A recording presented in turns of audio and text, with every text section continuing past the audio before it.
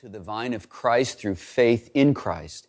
If we abide in the vine of Christ, His love is poured into us. God not only modeled unconditional and sacrificial love in sending His only Son to pay our debt, but He now deposits His brand of love into us. Over time, that internal love produces a bud on the external branch of our lives.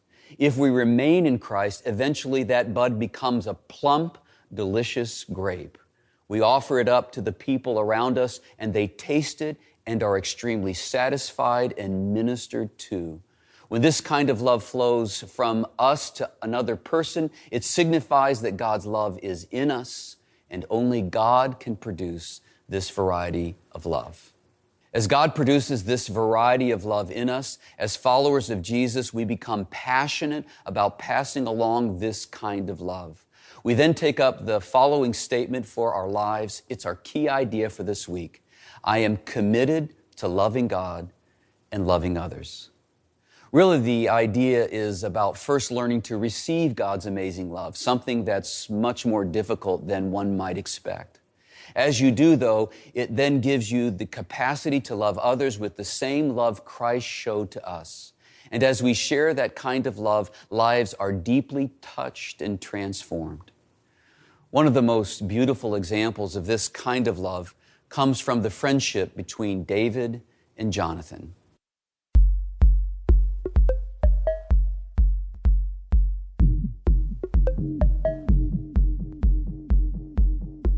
For many years, God used men and women called judges to lead Israel.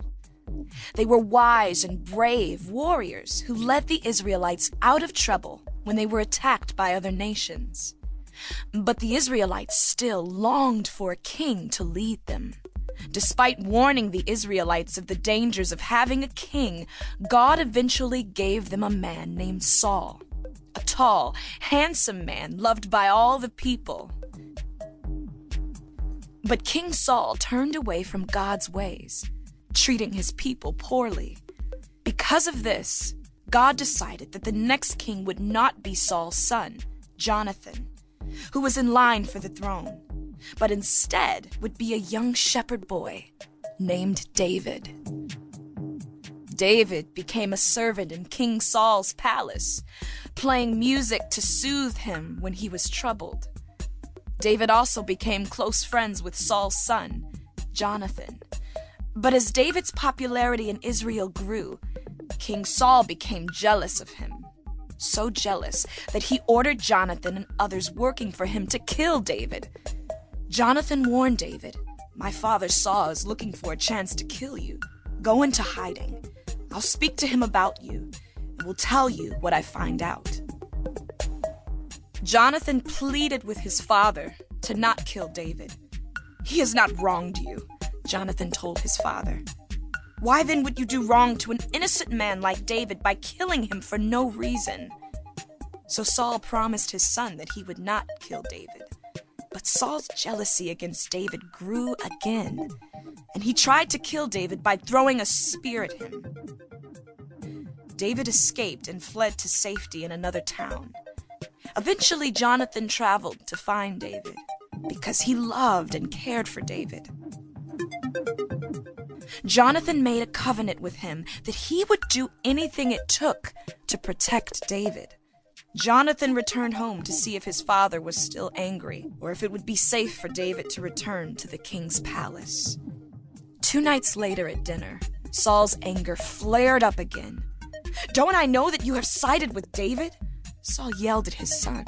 "Now send someone to bring him to me, for he must die." Risking his own life, Jonathan refused. "Why should he be put to death? What has he done?" Then Saul picked up his spear and threw it at Jonathan.